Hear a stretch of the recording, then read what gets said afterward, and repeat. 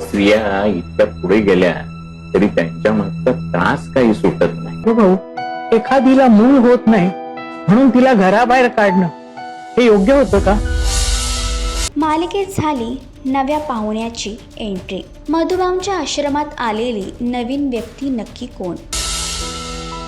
श्वेता, तू काही एक काळजी करू नकोस. तू अगदी निश्चिंत मनाने इथे राहा. हे तुझंच घर आहे समज. इथे तुला कसलाही त्रास होणार नाही बघ.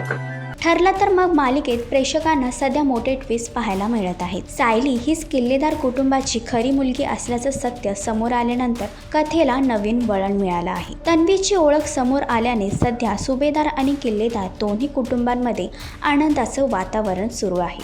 मात्र या सगळ्यात प्रिया मात्र प्रचंड संतापली आहे आणि याचमध्ये जेलमध्ये तिला एक तरुणी भेटायला येते आणि आता तीच तरुणी मधुबाऊंच्या आश्रमात देखील दाखल झाली आहे. तर त्या तरुणीचा मधुबाऊंच्या आश्रमात येण्याचा नक्की मुख्य हेतू कोणता आणि ती सायलीला काही हानी पोचवेल का हे जाणून घेण्यासाठी मालिका नक्की पहा.